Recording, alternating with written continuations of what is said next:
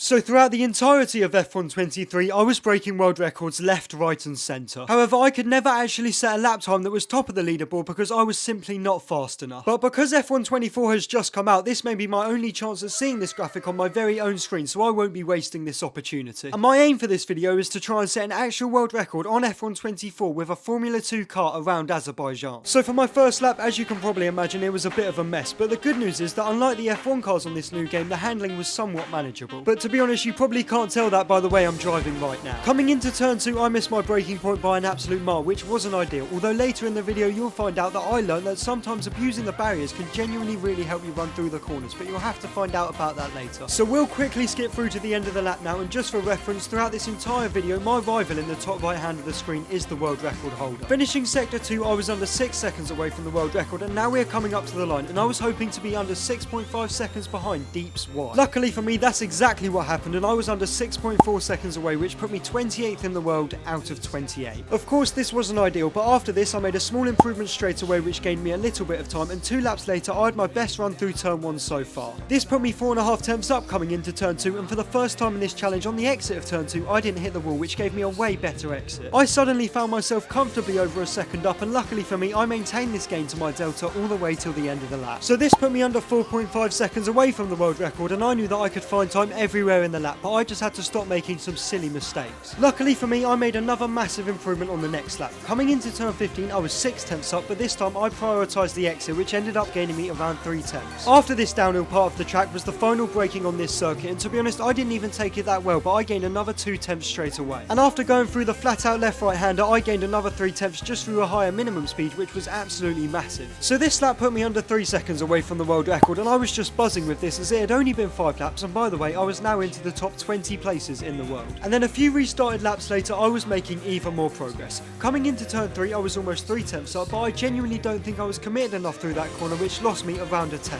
So next up was turn 4, and I missed the apex by an absolute mile, but I somehow had a better exit and actually gained a little bit of time on my previous personal best. Now it was time for turn 5 to 6, and I knew that there was so much time to find through these couple of corners. I took a much better line going through the long left-hander, which gained me around 3 tenths, but sadly I dropped about a 10th of a second on the exit of this corner because I stupidly decided to run over the curve. Anyway, I just wanted to take you through this lap so you could get an idea of how I was driving at this point in the challenge, and as you can see, it just wasn't great. But this is why I'm being so positive at this point, because my delta was fluctuating so much, which I knew would be brilliant in the future, as I would only have to hook up the perfect lap once if I wanted to actually set the world record. Anyway, on this lap I made a 6/10th improvement, and now I was 2.3 seconds away from the overall goal. So you may have noticed that on the last lap, through the final 2 flat out corners, I lost about 3 tenths by just turning in too much and losing so much minimum speed. So on the very next lap, I was desperate to sort this problem out, as I basically viewed it as a free opportunity to gain some easy lap time. Luckily for me, I did pretty much exactly what I wanted, and I went from over a 10th down, leaving the final proper corner of the track, to a 1/4 of a second up by the finish line. This brought me so close to under 2 seconds away from the world record, but honestly this lap was pretty good, and I knew that it would not be easy to beat.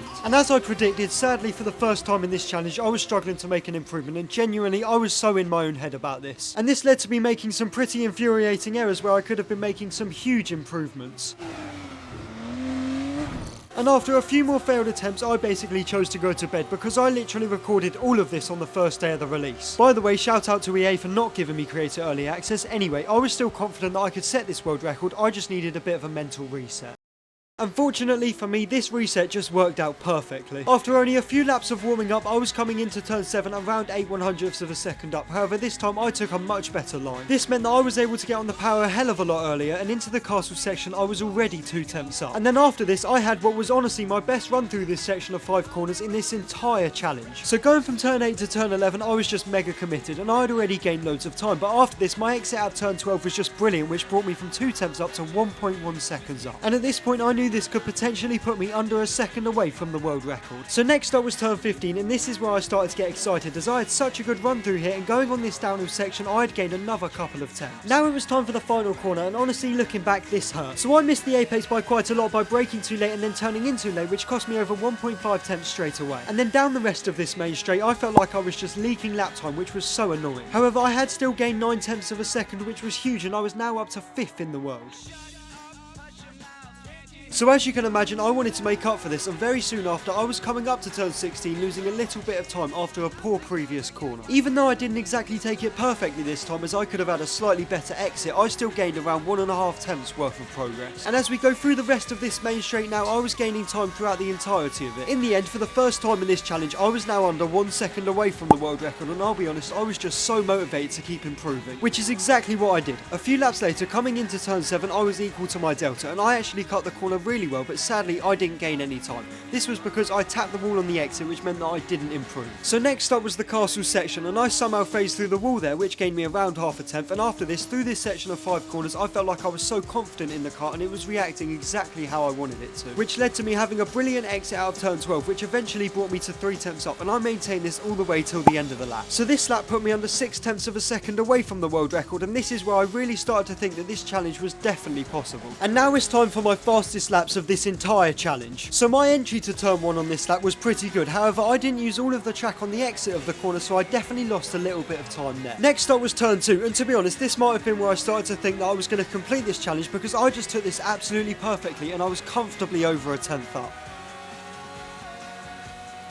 Now it's time for turn 3, and as you can see, this is where I started completely abusing the barriers, which definitely worked because I found around half a tenth here, which at this stage in the challenge was huge. After this, turn 4 went even better, and I absolutely nailed it, and coming into turn 5 and 6, I was already 3.5 tenths up. Turn 5 went so well, although I probably ran slightly deep, which wasn't ideal, and this set me up for a bit of a worse exit out of the crucial turn 6, and as you're about to see, this meant that I didn't gain any time. However, we're just going to rewind to the end of sector 1 and have a look at this. For the first time in this challenge, I was up to the world record holder at the end of a sector, and by a long way. Sadly though, through turn 7 I didn't take quite as good of a line this time, and then I tapped the wall on the exit of the corner, which brought me back down to 2.5 tenths up. But here is where the struggle really started to happen on this lap. So in the castle section, obviously this time I didn't phase through the wall, which cost me around a tenth, and then in turn 11 I had to hesitate on the turning, which brought me down to equal to my delta. This was so frustrating, but thankfully though I took a wide line for the exit out of turn 12, which gained me a little bit of time, but now for the first time in this lap I was behind the world record holder. However, the lap was not over just yet, and through turn 15 I absolutely sent it into the barriers, which really should be an invalidation, but it wasn't, and I was now back to 2 tenths up. Although at the end of sector 2 I was 600ths down to deep sea. So my entry to the final braking corner on this lap was not that bad, but sadly on the exit I ran over the curb, and this definitely cost me a little bit of lap time the whole way down the main straight. But fortunately for me, I managed to keep a much higher minimum speed throughout the flat left right hander, and as we skipped to the end of the lap, my total improvement was under 4 tenths of a second. I was now under 1.7 tenths away from the world record, and also second in the leaderboard with so much time to find in turn 8 to 12.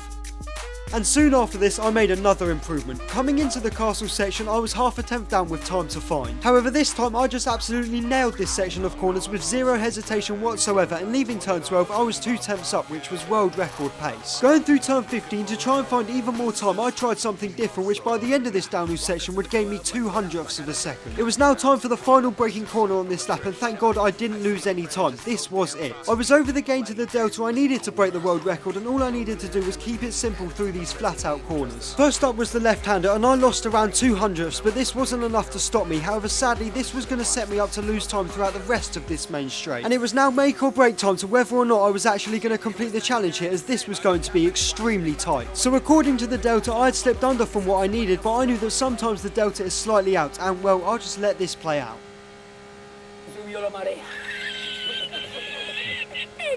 Yeah, honestly, I don't even know what to say. In the end, it was actually 0.002 of a second, but I was just so demoralised. And do you want to know what made it worse? Just a couple of laps later, I was 0.004 up to the delta on the line, and guess what? The delta basically lied to me. At this point in the challenge, I realised that I needed a super special lap to set my first ever proper world record on any F1 game.